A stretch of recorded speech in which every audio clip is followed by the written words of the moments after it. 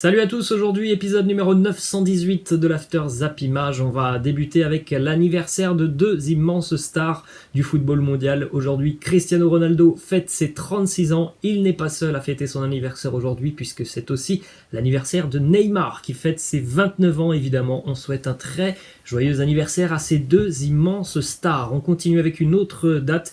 Elle concerne Léo Messi, cette date, c'était il y a exactement 16 ans jour pour jour, la signature du contrat professionnel de Léo Messi avec le FC Barcelone. On regarde les stats du parcours de Messi avec le club catalan, le parcours junior entre 2000 et 2004, c'est 74 matchs joués pour 94 buts marqués, et le parcours senior, donc de 2004 à aujourd'hui, 756 matchs pour Léo Messi pour 650 buts marqués, énormément de trophées remporté. On continue les amis avec cette info importante. La Ligue de football professionnel a trouvé un accord pour la reprise des droits TV. C'est le groupe Canal qui va maintenant diffuser la Ligue 1 mais aussi la Ligue 2 jusqu'à la fin de saison. Le groupe Canal qui pourrait même créer une nouvelle chaîne pour diffuser la Ligue 1, puisque du côté de Canal, le week-end en général c'est un programme assez chargé. Il y a notamment la Première Ligue, il y a aussi le top 14 de rugby, donc pour pouvoir diffuser tous les matchs de Ligue 1, le groupe Canal envisage de créer une nouvelle chaîne. Ensuite, on continue avec une info qui concerne Téléfoot, la chaîne, puisque le match et le classico de ce dimanche entre l'Olympique de Marseille et le Paris Saint-Germain sera le dernier match de Ligue 1 diffusé par la chaîne du groupe Mediapro. Direction Bordeaux maintenant, déclaration d'Hatem Ben Arfa qui nous dit franchement, un pressing haut, c'est vraiment beau à voir, c'est une toile d'araignée qui met du piquant dans le jeu. Fermer les angles dès la relance adverse, c'est comme une partie d'échecs où chaque pion bien bougé peut se transformer en possibilité d'attaque. Je suis tout à fait d'accord avec lui. Moi, c'est quelque chose que j'aime beaucoup dans le football. L'organisation tactique d'une équipe, et notamment sur le pressing tout terrain. Il y a vraiment des exemples dans le monde du football qui sont magnifiques à voir. Tactiquement, il y a vraiment de très belles choses chez certaines équipes. Ensuite, on continue avec la très mauvaise nouvelle dont on avait parlé hier. C'est désormais officiel du côté de l'OGC Nice. Saison terminée pour Jeff René Delaïd, victime d'une rupture du ligament croisé antérieur du genou gauche.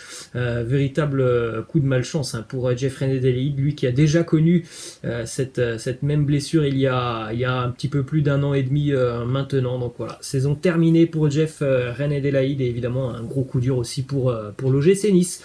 Ensuite, direction le Nîmes Olympique, puisque l'entraîneur de Nîmes, Jérôme Arpinon, a été cambriolé dans la nuit d'hier à aujourd'hui, alors qu'il rentrait du match entre le Paris Saint-Germain et le Nîmes Olympique. Le cambrioleur est rentré dans son domicile. Il a menacé son fils avec un couteau avant de s'enfuir, en emportant notamment un ordinateur portable et une paire de baskets. Sale soirée, sale journée pour Jérôme Arpinon, puisque hier il a été mis à pied par le Nîmes Olympique. Donc les crocos nîmois sont à la recherche d'un nouvel entraîneur. Ensuite, du côté de Paris, une déclaration de Marquinhos qui revient un petit peu sur la finale de la Ligue des Champions face au Bayern Munich, et notamment sur le fait que les supporters marseillais étaient très très heureux de la défaite du PSG en finale. Il nous dit on ne s'attendait pas à ce que les Marseillais soient derrière nous le jour de la finale contre le Bayern. Ça aurait été vraiment très surprenant. Vous croyez que les fans du Real supportent le Barça lorsqu'il joue une finale? Bon, moi je suis d'accord avec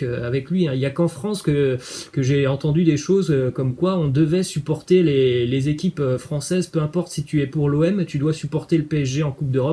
Voilà, j'ai jamais entendu ça dans d'autres pays, comme il le dit. Je suis pas sûr que les supporters du Real supportent le Barça, je suis pas sûr que les supporters du Milan supportent l'Inter. C'est même pas que j'en suis pas sûr, c'est que c'est une évidence. Évidemment, quand deux équipes se détestent, tu ne peux pas supporter l'autre équipe. Ensuite, déclaration de Di Maria sur le classico de dimanche qui nous dit ce sera pareil comme toujours, c'est très difficile face à l'OM, j'espère qu'on va faire un grand match pour nos supporters.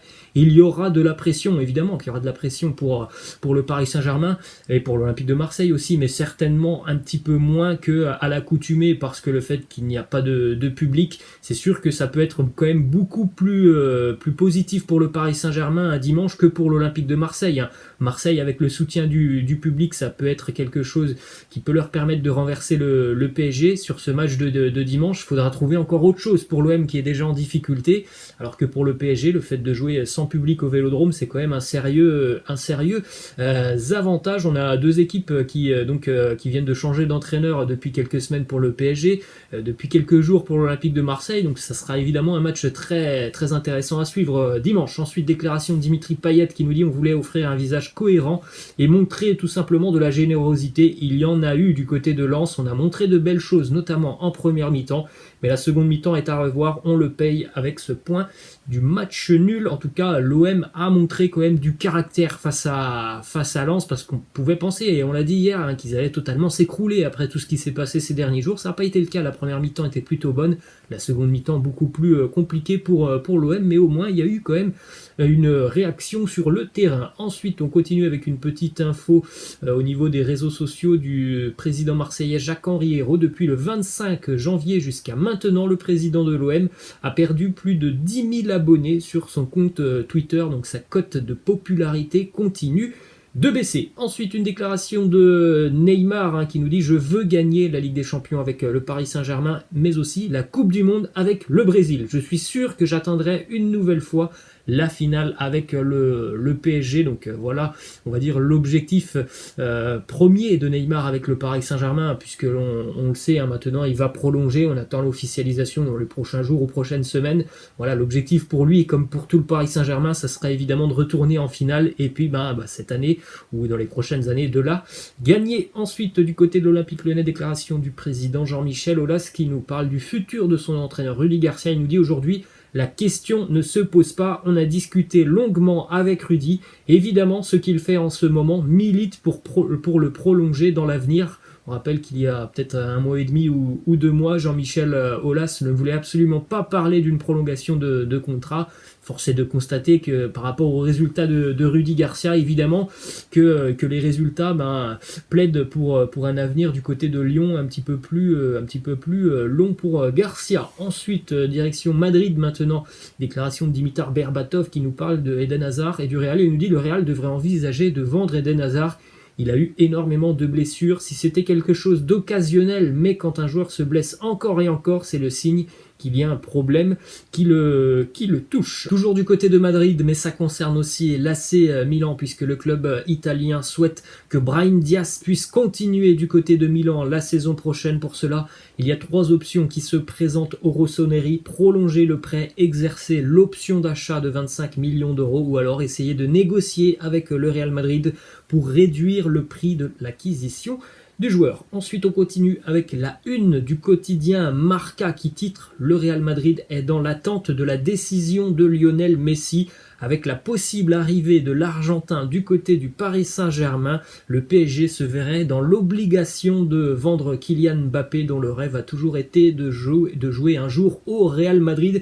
Ce sont des infos qui sont unanimes du côté de l'Espagne, que ce soit de la presse madrilène ou barcelonaise. Les destins de Kylian Mbappé et Lionel Messi sont finalement liés, puisque si Mbappé va du côté de Madrid, le PSG aura certainement financièrement l'opportunité de réaliser le dossier Léo Messi, et si Léo Messi arrive du côté de Paris, le PSG sera dans l'obligation de vendre Kylian Mbappé, parce que vous vous doutez bien qu'avec le fair play financier, avoir Messi, Neymar et Mbappé dans la même équipe, c'est impossible.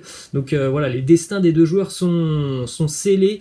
On verra ce qui se passera dans les prochains mois. Ensuite, on continue avec une stat qui concerne Léo Messi et le match face à Grenade en Coupe du Roi. Léo Messi a délivré sa 300e passe décisive en carrière. Statistique assez folle pour le numéro 10 argentin. Direction l'Angleterre maintenant avec le résultat du derby londonien hier entre Tottenham et Chelsea.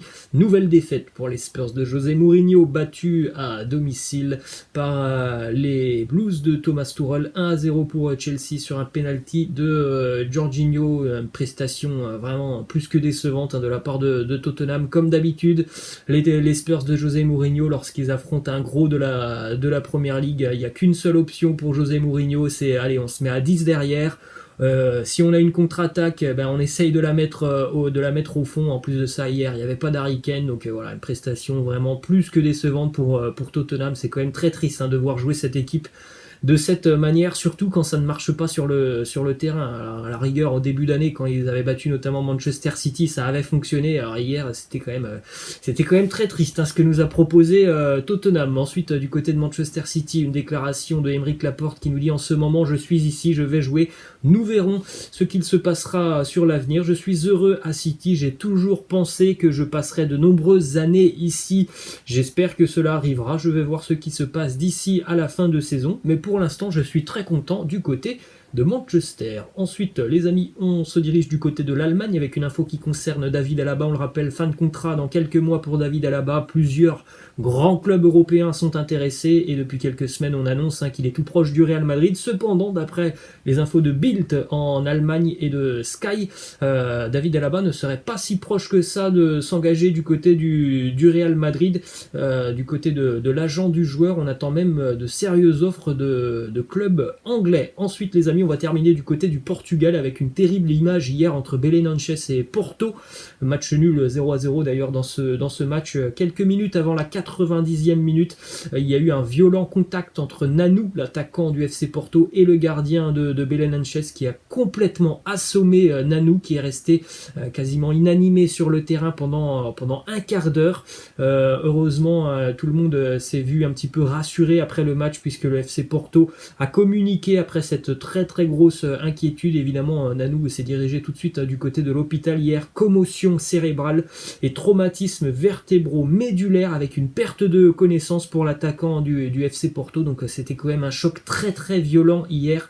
Heureusement, le joueur s'est réveillé du côté de l'hôpital après donc cette perte de connaissance. Voilà les amis, la fin de cet After Zapima. J'espère que ça vous a plu. N'hésitez pas à lâcher un like et pour ceux qui ne sont pas abonnés à la chaîne, n'hésitez pas à vous abonner. Je vous laisse et je vous dis à demain. Ciao.